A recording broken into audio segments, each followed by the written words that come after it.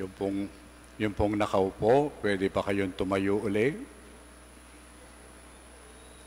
So, tumingin po tayo sa likod. Sino yung nakikita nyo dyan? Sino yung nakikita nyo? Maraming? Tsaka ano pa?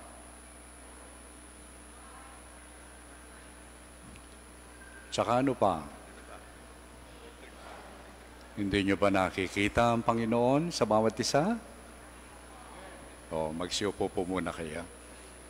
Baka nakalimutan natin, bago ipahayag kanina yung Ebanghelyo, anong sinabi ng kapatid natin pare?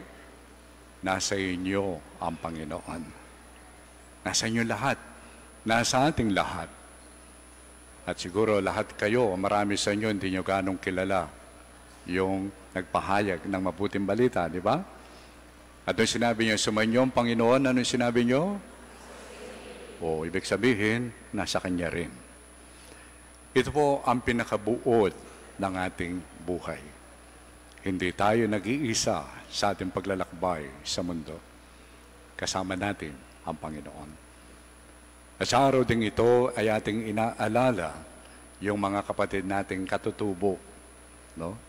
Indigenous Peoples Sunday ngayon, na sa kanila rin, kahit na hindi sila nagsisimba, nasa kanila rin ang Panginoon. So, ang mahal na Birhen din na inaalala natin ngayon, ang isa na napakahalaga sa kanyang buhay, na dito niya tinayo ang kanyang buhay, ay yon sa pinahayag ng anghel sa kanya. Sabi niya, Maria, nasa iyo ang Panginoon. Tapos, walang bunga, mayroong bulaklak. Anong ginagawa ko minsan? Pinuputol. So, ang Panginoon, ganon, sa kanyang paglalarawan, inaruga ko ang Israel. Pinakita ko ang pagpapahalaga sa Kanya. Bilang parang ubas, naghahanap ako ng bunga. Ngunit ang bunga, sira. Kaya anong gagawin daw niya? Lagay doon, being trusted is a better appreciation than being loved. Pwede bang mahalin mo yung isang tao, pero hindi ka nagtitiwala sa kanya? Pwede ba yon? Pwede. Sa atin. At yung kanyang pagtitiwala, naghahanap siya ng bunga ng kanyang pag-ibig na ipinahayag sa atin. Dito natin makikitang halimbawa ang mahal na Birheng Maria. Kinalinga niya ang Birhen, minahal niya ang Birhen, at nung dumating yung araw na ipahayag niya yung kanyang pagtitiwala, ay isinugo ang kanyang anghel, si Gabriel. At sinabi niya, Maria, mahal na mahal kang ng Diyos. At pinakikita niya ngayon ang kanyang pagtitiwala. Meron siyang gagawin na kamangha-mangha dahil isisilang sa iyo ang kanyang anak. At siyang magliligtas. Ano sinabi ni Mary? Ay, parang mahirap yata yan. Baka masira yung aking figure. Yun ba? Mahirap yata yan. Ano sinabi niya? Ako'y alipin ng Panginoon. Okay? Ako'y lingkod ng Panginoon. Pinagkakatiwalaan niya ako, sige, mangyari naman sa akin ang kanyang gusto. Nandito po tayo at gusto nating maging modelo ang Birhen Maria. Kanina, sabi ko, tingnan ninyo yung mga nasa likod ng bawat isa. Ang nakikita natin, minsan, ang daming tao. Pero, huwag natin kalimutan, ang Panginoon ay sumasa atin. Nawadala po natin sana ito, na kailanman tayo nagkakatipon, hindi lang sa simbahang ito, kundi sa ibang lugar, ay madama rin natin at makita ang presensya ng Diyos sa bawat isa. Ang totoo nito, pag tayo nagkakatipon-tipon, hinihiling natin ang tulong ng bawat isa. Alam niyo po ba yun? Nung pinahayag natin yung ating pagsisisi, kaninang umpisa, no? Ako'y nagkukumpisal. Pagkatapos, ano sinabi natin? Humihingi tayo ng tulong hindi lang kay Birhen Maria, hindi lang sa mga anghel at mga santo, kundi kanino pa? At sa inyo, mga kapatid. Humihingi tayo ng tulong sa bawat isa, pero nung pumasok tayo, wala man tayong pakialam sa kanila. Ang Panginoon ay sumasa atin. At siya ang gustong ipahayag sa atin na mahal na Birhen. At tulad sa Ebanghelyo, ang Panginoon naman, ginamit niya yung paglalarawan sa mga may tungkulin sa kanyang bayan. The leaders, during that time, yung mga religious leaders, anong nangyari? Dumating ang Panginoon at hinihikayat sila na makita ng paghahari ng Diyos sa isang biyaya. At anong nangyari? Kamukha ng mga tenants ang nangyari, inaari na nila yung galing sa Diyos. Kamukha po rin sa atin, siguro kayo meron kang lupa, pinahiram mo, no? Kaya pinalis mo sa isang tao, bandang huli, ayaw na niyang ibigay. Masakit po yun, di ba? Kaya nga sabi ni Jesus, inaari nila. Humihingi ng bunga ang may-ari. Bahagi lang ng bunga. Nagsugo siya ng mga propeta, pinatay ang mga ito. Nagpasugo pa siya ng marami, pinatay din. Bandang huli, sabi niya, siguro naman, rerespetuhin yung aking anak. Tingnan niyo kung gaano kalaki ang tiwala ng Diyos sa atin. Sa atin, pag nagkasala yung isang tao, nagkasala ang asawa mo, tapos na, alis ka na. Wala na akong tiwala sa iyo. Pero ang Diyos, patuloy pa rin. Kahit na ganoon ang ginawa, sinugo niya ang kanyang anak. At anong nangyari? Pinatay din ang kanyang anak. Anong gagawin ng Diyos? Ayon sa Ebanghelyo, dahil hindi nagbubunga yan, kukunin yan, at ibibigay dun sa mga magpapabunga nito. Sino yung mga yon? Kasama po tayo dun. Dahil ang bansang Israel, ang kanyang pinili, hindi lang doon naghari ang Diyos. Ito'y lumaganap at dinala sa mga ibang tao. Kasama tayo. At ngayon, sinasabi ng Panginoon, ay pinahayag na biyayang ito, ang pananampalatayang ito ay dapat magbunga. Kaya meron tayong tungkulin. At sa mga nakaraang 9 na araw, kayo po ay nagtitipon dito. Titipon tayo dito upang sa gayon ihanda ang ating mga sarili para sa kapistahang ito ng ating mahal na Birhen. At anong ginawa natin?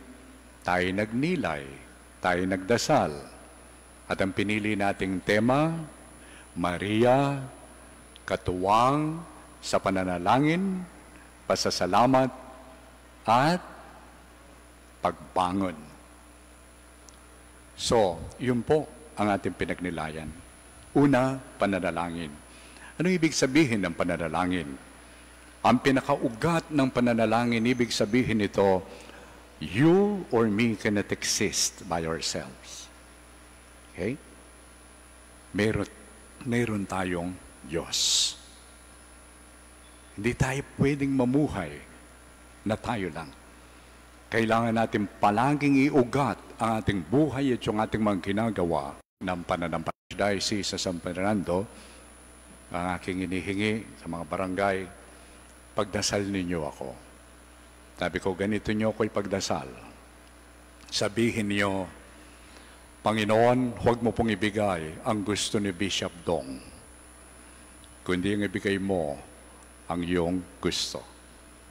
At bigyan mo siya ng lakas ng loob upang maisaloob niya ang kanyang kalooban. Yun po ang itinuro sa atin ng Panginoon. Di ba, pag dinadasal natin ang Ama namin, sundin ang, okay, at yun din ang isinabuhay ng Birhen. siya'y nanatili sa pananalangin. Ikalawa, pasasalamat.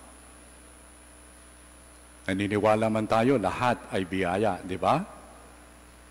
Meron ba makapagsasabi dito na ikaw ay sinilang dahil may karapatan ka? Meron ba? Meron ba makapagsasabi na dapat ganito ang aking buhay? Panginoong, karapatan ko ito. Meron ba? Wala. Lahat ay biyaya, lalong-lalo na ang ating buhay. Kung ang lahat ay biyaya, ano ang ating tungkulin? What is our duty? Napakaganda po. Sa misa, pag marinig ninyo, dinadasal ng pari yung prepasyo. Nakalagay doon, it is our duty and our salvation always and everywhere to give you thanks, O Lord, through our Lord Jesus Christ. Ibig sabihin, ang pasasalamat sa Diyos ay isang tungkulin at yun ang ating kaligtasan. Dahil kinikilala natin, ang lahat ay biyaya. At yan din ang palaging namumutawi sa bibig, labi ni Maria. Kanina, inaawit nyo yata yung puso ko'y nagpupuri. Papasalamat. Nagpapasalamat siya kahit sa mga pangyayaring maraming hindi niya naintindihan. Pero patuloy pa rin ang pasasalamat dahil ang lahat ay biyaya. Sa akin po, personal experience, noon po ako'y tawagin ng ating nunsyo noon upang ipahayag sa akin ang desisyon ng Santo Papa na ako'y maging obispo, unang-una umaayaw po ako. Pero hindi ko pa nasabi sa kanya. Sabi niya, no, don't go to the chapel, don't talk. Pero nung nandun po ako sa chapel, almost an hour. Doon ako, sabi ko, Panginoon, enjoy naman po ako sa aking ministry. Lahat. Tapos, para ba sumagi sa aking isipan, para sinasabi ng Panginoon, natatakot ka sa hirap? Natatakot ka sa krus? Kasi po noon, nung tawagin ako, few years lang, may pinatay na obispo. So, kung natatakot ka sa krus at paghihirap, anong kahulugan ng pagkapari mo? Gusto mo easy life? Easy life does not come from God. So, yun po, nabigla ako. Tapos nakita ko yung leksyonaryo. June 9 po yun, 2004, kinuha ko yung leksyonaryo at binasa ko yung gospel for the day. It came from Matthew 10, the sending of the many disciples, at meron doon tumimo sa aking puso na yun ang nagbunsod sa akin to say yes. Alam niyo po kung ano yung nakalagay doon? You receive freely, give freely. Tinignan ko kung ano yung hindi free. Lahat free. Lahat ay biyaya ng Diyos.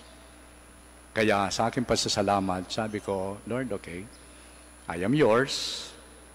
Do whatever you want. Yun ang pasasalamat. Napagkilala, lahat ay biyaya, kaya hindi tayo dapat maging maramot. No? Dahil kailanman, hindi natin pwedeng masapawan ang kagandahan loob ng Diyos. At pangatlo, pagbangon. Tinanong ko kanina si Father Tony, yung pagbangon, yung konteksto nito ay yung pandemya. Dahil sa dating ng pandemya, marami yung nawala sa dati nating ginagawa. Napakahirap yung isolated ka. Di ba? Makita mo kung minsan sa TikTok, mayroong barangay captain na pinagsasampal. Yung isang lumalabas, bawal. Bawal. Okay? Marami yung mga namatay. At dahil dito, nabigla tayo. Naapektuhan yung ating tiwala sa Diyos. Pero nandito tayo. Dahan-dahan pumabangon. Pero sino talaga ang nakabangon na? Kung ang pamumuhay natin ay parang wala lang yung nangyari, nanatili tayo sa sarili, then hindi pa tayo nakabangon. Yung mga tunay na nakabangon ay yung nagbibigay ng bunga, yung nagbubunga. At ano yung bunga na ito? Narinig natin sa ikalawang pagbasa si San Pablo sa kanyang sulat sa mga taga-Pilipo. Ano raw yung mga bungang yon? Yung pag-iisip na mabuti para sa kapwa. Ano man ang kaibig-ibig, no?